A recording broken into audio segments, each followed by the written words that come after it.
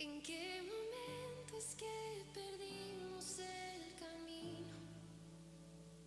¿En qué momento es que dejamos de escuchar? ¿En qué momento el corazón se volvió frío? Oh Padre nuestro, perdón. Oh Padre nuestro, perdón. Pedimos gracia y misericordia, que tu reino venga, interven. En ti hay gracia y misericordia, hoy los redimidos dicen ven, Cristo ven.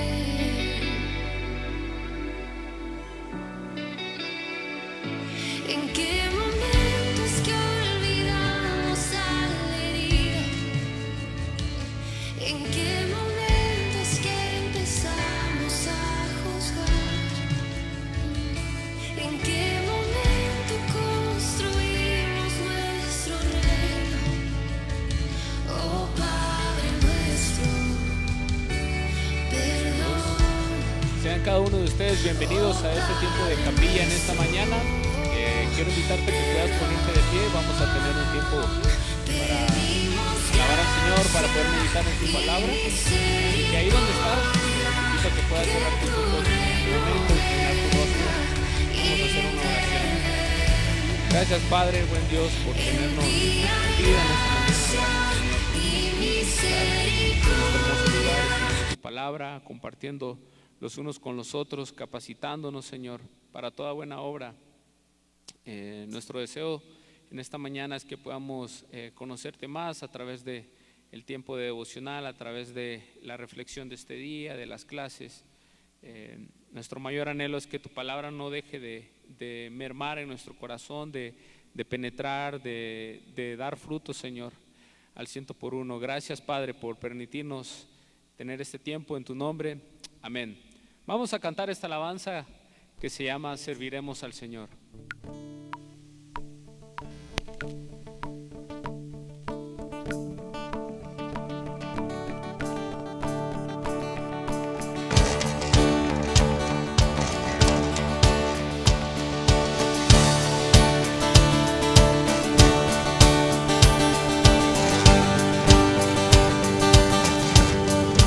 Nos humillamos delante de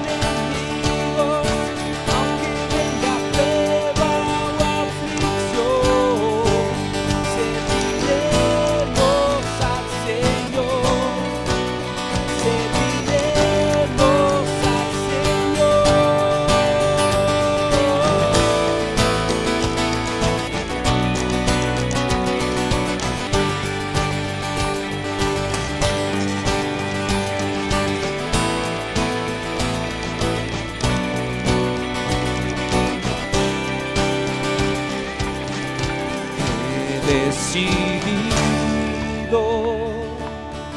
seguir a Cristo. He decidido seguir a Cristo. He decidido seguir a Cristo. No vuelvo atrás, no vuelvo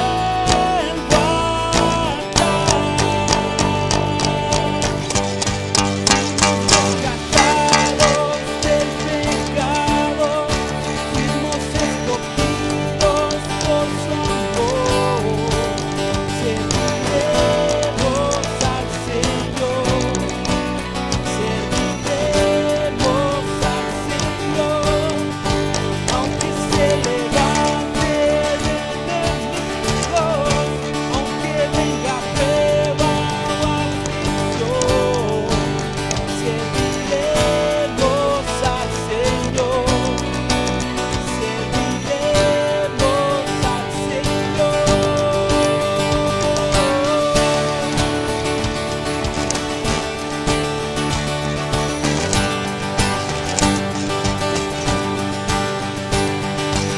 Nos pararemos, no te seguiremos.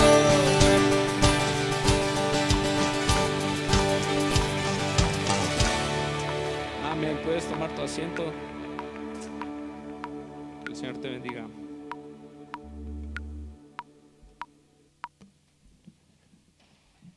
Muy bien, muy buenos días. Buenos días. Qué bueno poder estar juntos en esta mañana. Bienvenidos al primer tiempo de capilla del Instituto Bíblico de Palabra de Vida aquí en México. Tenemos esta reunión en este espacio porque esta es la única reunión que solemos transmitir ahí en Facebook. Saludamos a las 4 personas que se han conectado en esta mañana en Facebook. Pueden compartir ahí en la página de Palabra de Vida México en Facebook, pueden compartir la transmisión. Un saludo a la mamá de Edson, que siempre nos ve, que está ahí conectada. Y vamos a tener un primer tiempo que en realidad el objetivo, pues más allá de la responsabilidad académica que implica estar en el aula y rendir y tomar notas, este es un tiempo para que, como hemos ya preparado, pues podamos alabar juntos al Señor, nos acerquemos a la palabra simple y sencillamente desde una perspectiva devocional y de edificación, que podamos edificarnos mutuamente. Y es el único tiempo en la semana que como comunidad estudiantil tenemos para hacerlo. Así que te animo a que también prepares ahí tu corazón y lo dispongas a lo que el Señor tiene para hablarnos en esta mañana. Bueno, yo agradezco al Señor ahí por todo el equipo de producción. Ahí tú puedes ver a Lalo allá atrás y Sara, que hizo esta muy bonita decoración para la apertura y que es nuestra escenografía de la temática de este año. Que la temática de este año, como habíamos dicho el día de la apertura, es peregrinos y extranjeros. Y basándonos en el pasaje de Primera de Pedro, capítulo 2, en el versículos del 9 al 11, ¿no? En esta realidad de saber que estamos de paso en esta tierra, ¿no? Y es temporal nuestro caminar acá, y Dios en su propósito tiene un llamado para nosotros en este peregrinaje, en este pasaje temporal por aquí.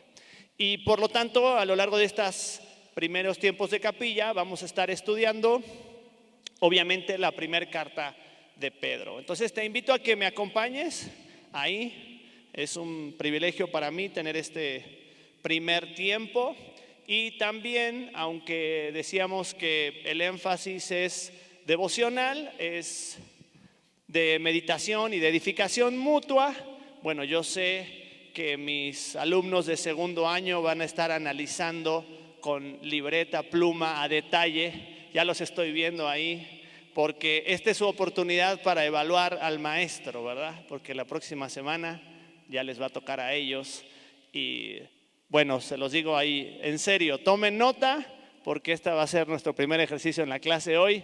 Van a evaluar al profesor, así que es su única oportunidad de darle con todo cuando lleguemos allá al aula después del tiempo. Acompáñame ahí a primera carta de Pedro en el capítulo 1.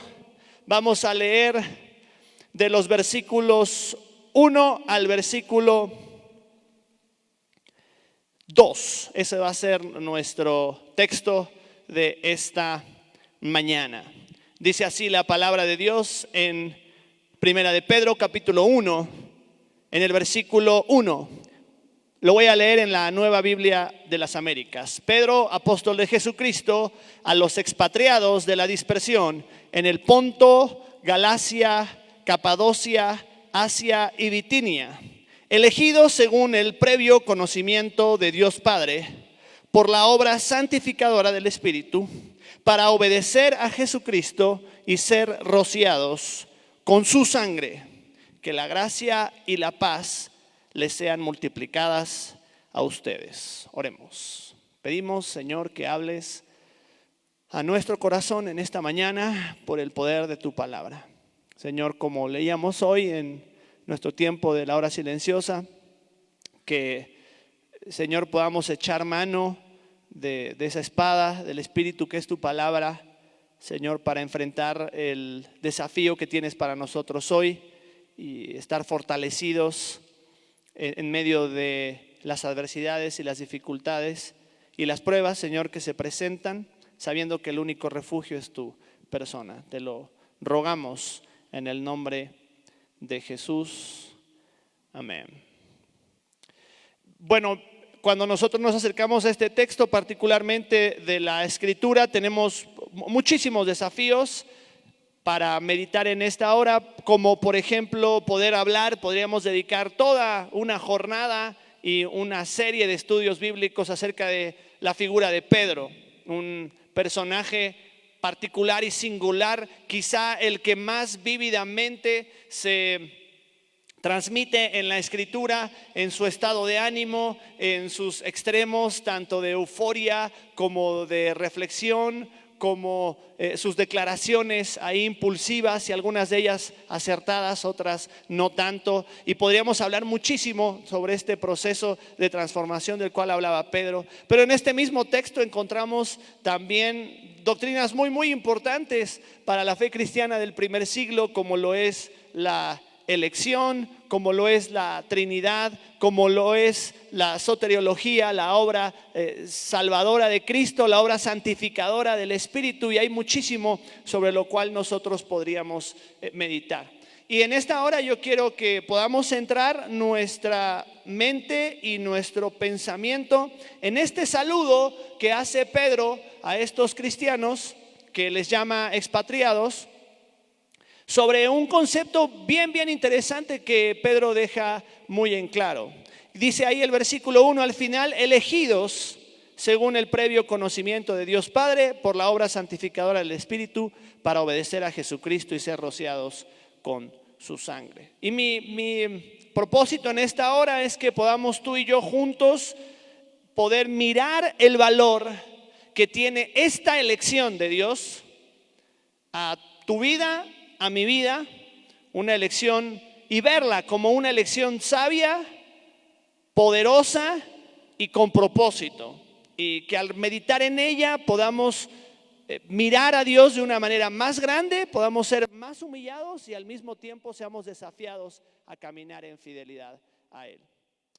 Y bueno, se cuenta la historia que un día el gran artista Miguel Ángel, y cuando digo se cuenta la historia, pues son de esas cosas que dicen los predicadores que nunca saben si son ciertas, ¿verdad? Así que no importa si es cierta o no, pero se cuenta la historia que el gran artista Miguel Ángel, el que hizo la Capilla Sixtina, el que hizo aquella hermosa escultura del David en mármol, ¿verdad? Encontró desechada una gran piedra de mármol y dijo: qué hermoso qué hermoso ángel. Y su acompañante le respondió, ¿en dónde hay un ángel, no? Y Miguel Ángel le dijo, ahí está, solo hay que quitar lo que estorba. Y si bien no tenemos la certeza de que esta historia fue tal como la menciono, sí hay algunos historiadores que tienen esta referencia de que en realidad Miguel Ángel miraba estas piezas de mármol y observaba algo que podía ser tallado en esas piezas, ¿no? Y el hombre que escribe esta carta, que vamos a estudiar en este tiempo, es ese pedazo de mármol que Cristo fue cincelando hasta completar una obra de arte. Y esta figura que encontramos como un simple pescador de un pueblillo en Galilea que se convirtió en el apóstol de Jesucristo, que nos deja esta hermosa porción de la Escritura por revelación del Espíritu Santo, fue esa pieza de mármol que nos ilustra esta obra del artista que Dios va haciendo en aquellos que se colocan en sus manos, ¿no? Y en esta primera porción vamos a darnos cuenta que se nos describe este mensajero. ¿Quién es el que escribe la carta? Que claramente se menciona ahí a Pedro, a los destinatarios y esta presencia de Dios y su propósito en nuestra vida, ¿no? Y vamos a ir viendo un poquito rápidamente en cuanto a quién es este mensajero, hablar un poquito más de esta figura. Vamos a hablar y a dedicar quizá la mayor cantidad del tiempo a que hablemos de en qué consiste este propósito de la elección, y vamos a hablar un poquito también de los destinatarios. Bueno, Pedro escribe esta carta, dice ahí el capítulo 5, acompañado de Silvano, que es Silas, ¿verdad? Y Marcos, su hijo, le llama su hijo, ¿no? Aquel que escribió el Evangelio de Marcos, que la tradición nos dice que en realidad Marcos escribe el Evangelio prácticamente con toda la referencia que le da Pedro, ¿no? Curiosamente, si tú te das cuenta, Pedro no utiliza su antiguo nombre. ¿Te acuerdas cómo se llamaba Pedro? Él era Simón, ¿verdad? En la segunda carta saluda con su antiguo nombre y con su nuevo nombre, pero en esta no, él no hace referencia a su antiguo nombre. Yo creo que porque la forma en la que él saluda tiene que ver con esta obra regeneradora de Dios en la vida de aquel que se pone en sus manos. Y él se presenta no como aquel que era, sino aquel como quien ahora es en Cristo. Simón quedó en el pasado, Pedro es la identidad que Cristo le ha dado. Y bueno, hay mucho que se puede decir en cuanto a la alta crítica, que algunos de los críticos han cuestionado la autoría de Pedro, principalmente porque la primera carta de Pedro es aquella que utiliza el lenguaje en griego quizá más rico, ¿no? El vocabulario más abundante, ¿no? Que en cualquier otra carta, inclusive las de Pablo, ¿no? Y claro, porque es digno de cuestionar quién se imaginaría que un pobre pescador sin estudios de un pueblito pudiera estar destinado a la grandeza, ¿no? Sin embargo, cuando nosotros analizamos la carta, nos damos cuenta que hay varias referencias a eventos que aparecen en los evangelios y enseñanzas que tuvo Pedro estando con Jesús. Además, muchas doctrinas que aparecen aquí son consistentes con cosas que enseñaba Pablo y con cosas que enseñó Santiago, con cosas que enseñó el apóstol Juan, ¿verdad? Así que esto no necesariamente es una válida crítica a la autoría de Pedro. Sí nos hace pensar en cuanto a cómo Dios fue transformando su vida de ser un hombre tosco y ser un hombre testarudo a convertirse en esta obra del apóstol de Jesucristo, que abrió la puerta del evangelio a judíos, a samaritanos y a gentiles en el libro de los Hechos, ¿no? Y este es el mismo Pedro a quien Jesús le dijo: apártate de mí, Satanás. Este es el mismo Pedro que no dejó que Jesús le lavara los pies. Este es el mismo Pedro que le cortó la oreja a Malco y el que después terminó negando a Jesús el día de su muerte, ¿no? Es el mismo, pero esto ya estaba en el pasado. Ese era Simón, ¿no? Y el comienzo de su carta nos recuerda, como dice el versículo 2 al final, que ha sido rociado con la sangre de Cristo. Y esto es algo bien interesante por una razón, porque Dios elige las piedras que Él desea moldear. Y si hay una idea que quiero dejarte claro en esta mañana, es que Dios elige las piedras que desea moldear. Y si tú estás en este lugar, es muy probable, y si estás escuchando quizá, es muy probable que tú seas una de esas piedras que Dios ha elegido moldear. Este es el término que utiliza Pedro para hablar de los creyentes en el capítulo 2, como piedras vivas, ¿no?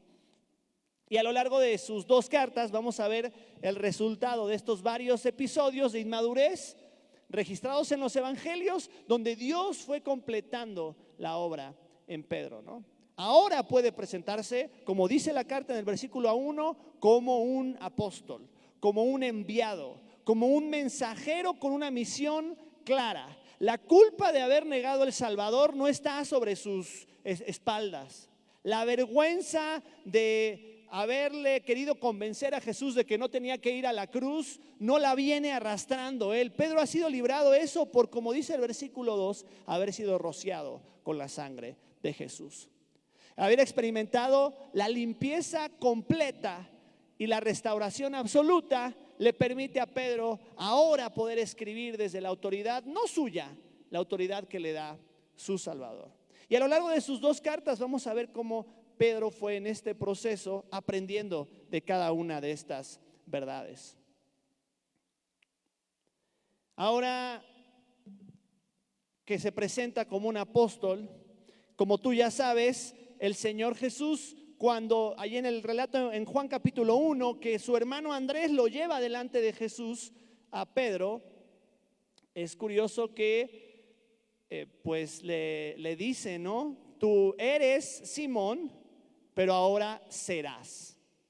Y hay algo bien interesante detrás de esa frase del Señor Jesús, porque el Señor Jesús no se quedaba ni miraba solamente lo que Pedro era en ese momento. Jesús ya podía ver la tremenda obra que Dios habría de hacer en la vida de Pedro. Y a mí me da mucha confianza porque yo cometo el error de mirar a mis pares y a mi prójimo en mi humanidad criticona y digo, este fulanito no cambia más, ¿verdad? Siempre lo mismo, ¿no? Pero qué hermoso es saber que Dios no te ve de esa misma manera, sino que Él puede ver la obra que Él puede hacer en ti. Y Él puede inclusive ver esta obra terminada. De eso dice el versículo 1, cuando habla de este conocimiento anticipado, de la presencia de Dios, como dice la NBLA, el previo conocimiento, que también vamos a hablar un poquito de eso, ¿no? Ahora vamos a hablar un poquito de los destinatarios. Dice ahí el versículo 1, a los expatriados, es la palabra que utiliza, ¿no? Y el término es el mismo que aparece, como decíamos en la apertura, en el capítulo 2, en el versículo 12, cuando dice como extranjeros y peregrinos. Esa palabra peregrinos es la misma que aquí se traduce como expatriados, que por ejemplo la Biblia Dios habla hoy, dice esparcidos fuera de su patria, ¿no? Los expatriados, aquellos extranjeros, aquellos que están de paso. Y quizá pudiéramos pensar qué nación es la que estos cristianos que estaban escuchando habían perdido. Lo más probable es que Pedro, aunque sí hay algunos que hayan tenido que salir de su lugar de origen, y cuenta la historia, corría el mes de julio del año 64 y cuando la ciudad de Roma experimentó una catástrofe incendiándose completamente, ¿no? Los historiadores dicen que pareciera que Nerón estaba, el emperador Nerón, el César estaba deleitándose con el incendio de esta ciudad. Era una persona, era un sociópata, Nerón era una persona que era un sádico, ¿verdad? Y Nerón encontró en los cristianos el camino, los chivos expiatorios para culparlos de cualquier mal que hubiera habido en Roma. Esto produjo una dispersión, una huida de muchos de los cristianos que estaban en la ciudad de Roma hacia diferentes regiones, ¿no? Ahora, es posible que estos cristianos que menciona aquí en la zona de Asia Menor no necesariamente hayan tenido que salir con ese incendio en Roma, pero Pablo utiliza esta figura de los expatriados para recordarles su condición temporal en esta tierra, ¿no? Y cuando tú ves el término que utiliza la dispersión, es la misma que utiliza Santiago en el capítulo 1, cuando dice Santiago a las 12 tribus que están en la dispersión. La palabra es la diáspora. Detrás de esta persecución rampante, detrás de esta terrible ejercicio de acechar a los cristianos, había un propósito soberano y divino. Y esta palabra diáspora es una palabra que tiene una connotación en la agricultura. Es decir, cuando el sembrador, por ejemplo, la palabra del sembrador, cuando un sembrador salió a sembrar, quiere decir esta idea de que la semilla es lanzada, ¿no? Y esta palabra diáspora tiene que ver con esta idea de que detrás de esta persecución y los cristianos sintiéndose oprimidos, y toda la carta Pedro va hablando del sufrimiento y la importancia de tener una perspectiva correcta en medio del sufrimiento. Uno de estos gloriosos propósitos es que la semilla del evangelio estaba siendo esparcida. Y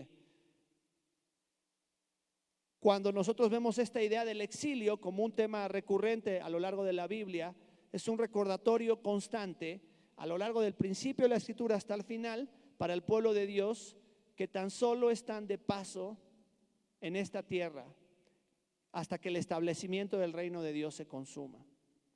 Y esta diáspora tenía como este propósito soberano de esparcir esta semilla del evangelio donde aún no hubiese sido plantada. Y mira, el objetivo de Pedro es animar a estos creyentes a permanecer firmes en la gracia de Dios en medio de las dificultades y adversidades, y que coloquen su mirada en el propósito divino que Dios tiene para ellos. Mira rápidamente el capítulo 5, el versículo 12, cuando él dice: por conducto de Silvano, nuestro fiel hermano, porque así lo considero, os he escrito brevemente, exhortando y testificando que esta es la verdadera gracia de Dios, estad firmes en ella. Ese es el aliento de Pablo: mantente firme en la gracia de Dios. ¿Y cuál es ese medio de gracia? Bueno, vuelve al texto que estamos en esta hora meditando, en el mismo versículo 2, y es bien interesante cómo en su saludo, como algunos de los apóstoles hacían a veces en la despedida o en la doxología, hacían una exaltación de la persona de Dios, ¿no? Y acá particularmente, si tú te fijas bien, aparecen las tres personas de la Trinidad. La doctrina de la Trinidad no es una doctrina que se explica en las Escrituras.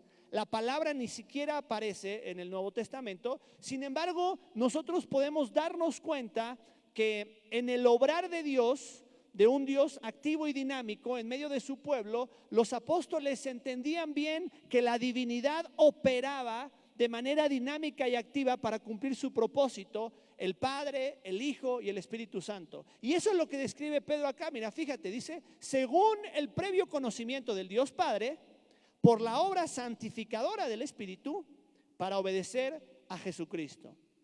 Bien clarito esta enseñanza, activamente operando en la obra tanto salvadora como santificadora. Ahora fíjate por un momento en esta palabra que aparece ahí al final del versículo 1, que es clave. Y esta palabra que a los teólogos y a los estudiantes de la Biblia les encanta discutir y les encanta pasar horas y horas hablando, que dice ahí es la palabra elegidos, ¿no? La palabra que utiliza aquí Pedro en el griego es la palabra eclectos, que se usa unas 23 veces en el Nuevo Testamento y significa simple y sencillamente escoger, elegir, no hay más. Eso significa.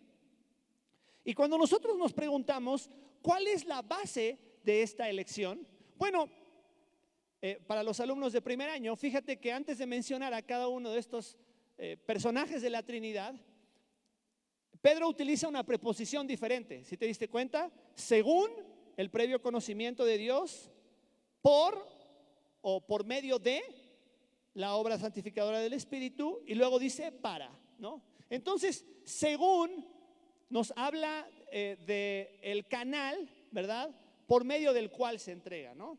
El por nos habla del medio que es utilizado para que se entregue esa verdad, y el para nos habla de un propósito, ¿no? Y pensemos un poquito en cuál es la base de esta elección. Cuando tú lees el texto, Pedro no dice, bueno, gloria a Dios que hemos sido elegidos según tu fidelidad. Has sido elegido según tu apariencia, que has sido elegido según tus capacidades. No, lo que dice ahí es elegido según el previo conocimiento de Dios. Eso es lo único que dice, su conocimiento anticipado, que hace referencia a su sabiduría.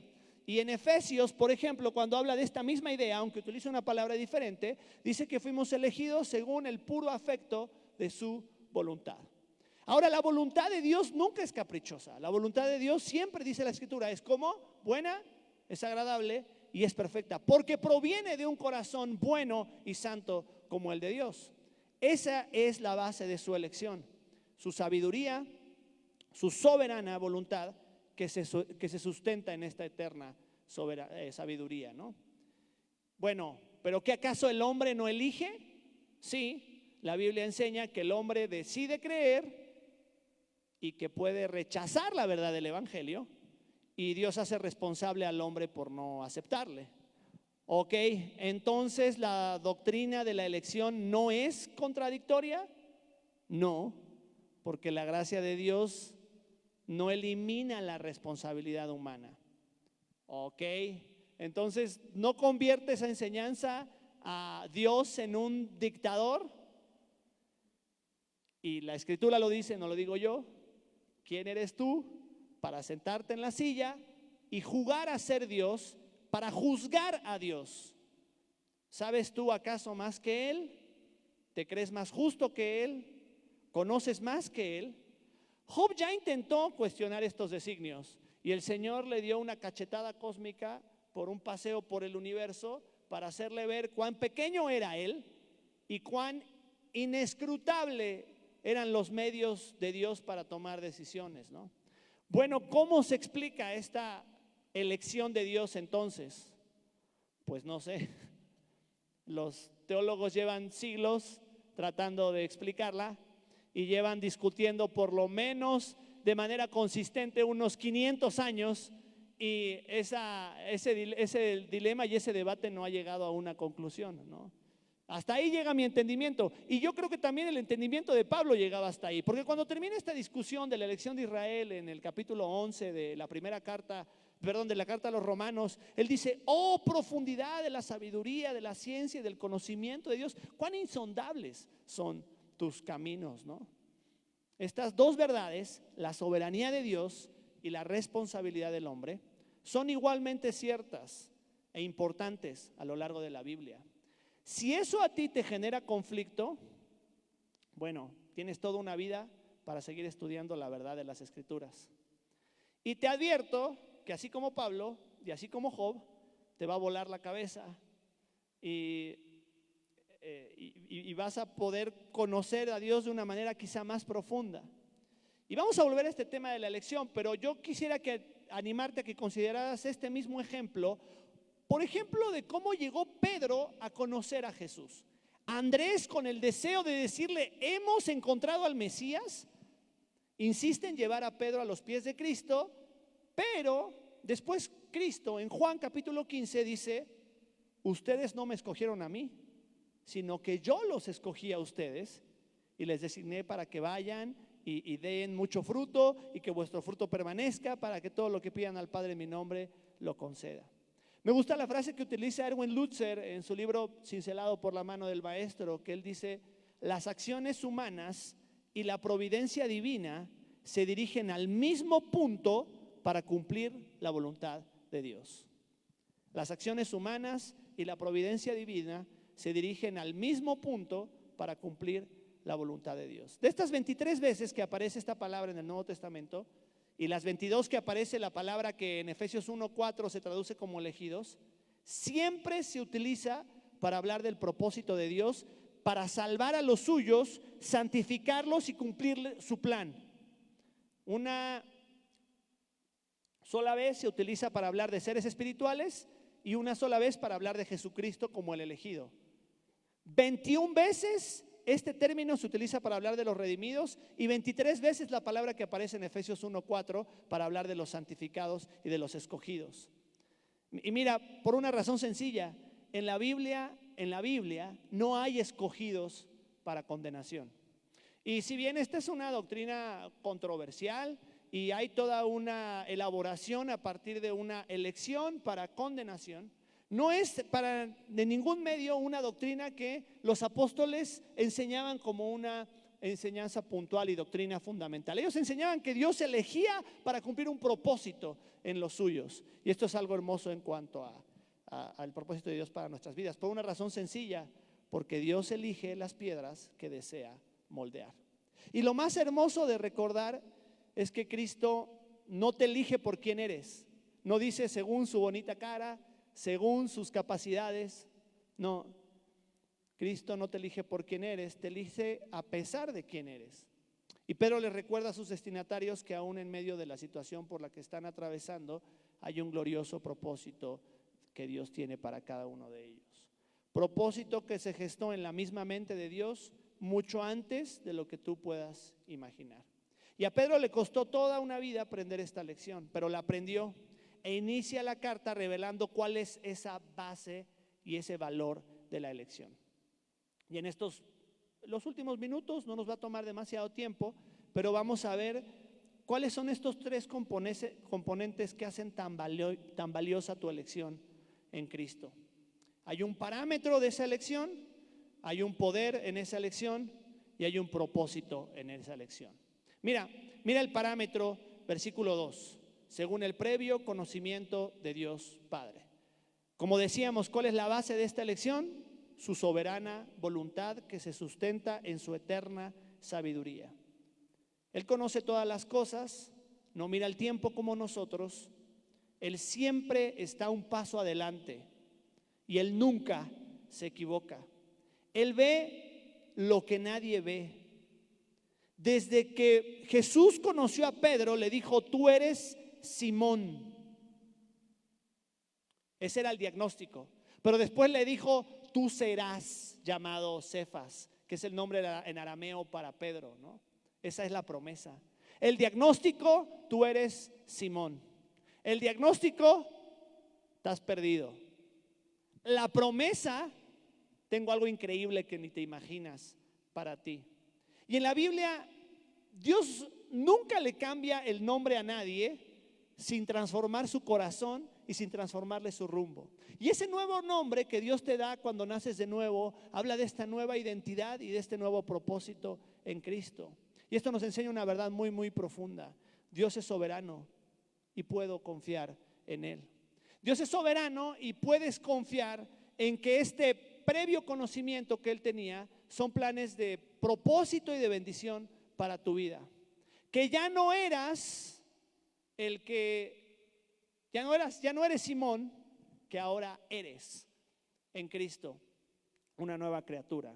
Y qué hermoso que podamos pensar en ese parámetro que no descansa en nosotros, sino en el poder y en la sabiduría de Dios. Ahora vamos a ver el poder, ¿no? El poder que aparece ahí por la obra santificadora del Espíritu Santo. Y sabemos bien que santificación significa apartado para un propósito.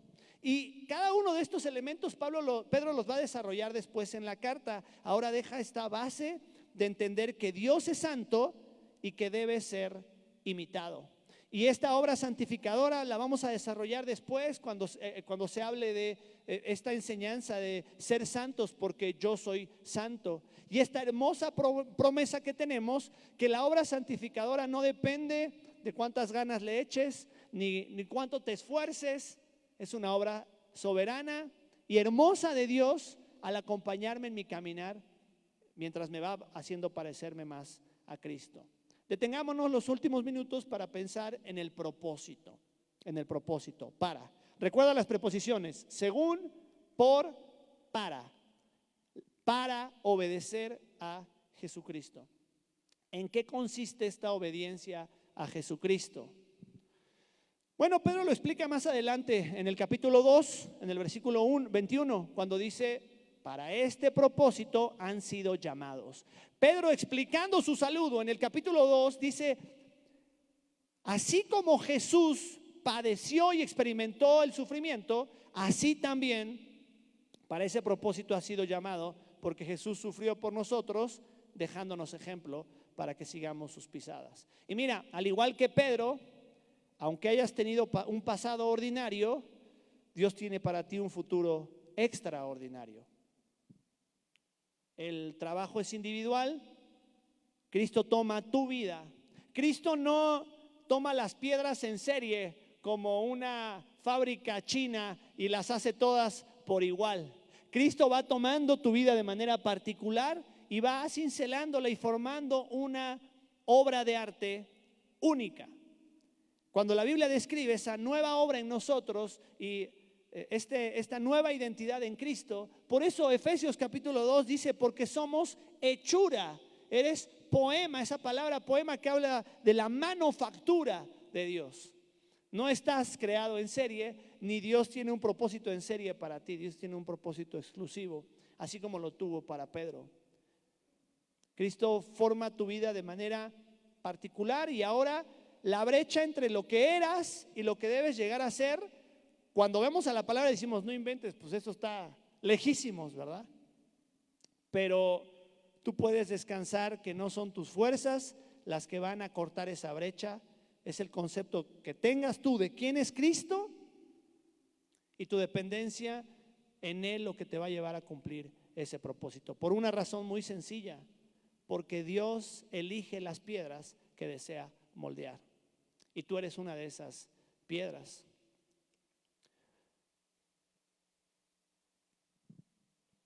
Según nos habla del parámetro, el por nos habla del medio y el para nos habla del propósito. Piensa en esto por un momento y detente en ese saludo. El Padre, el Espíritu Santo y el Hijo están trabajando ahora para formar a Cristo en tu vida. No te desesperes, no te impacientes.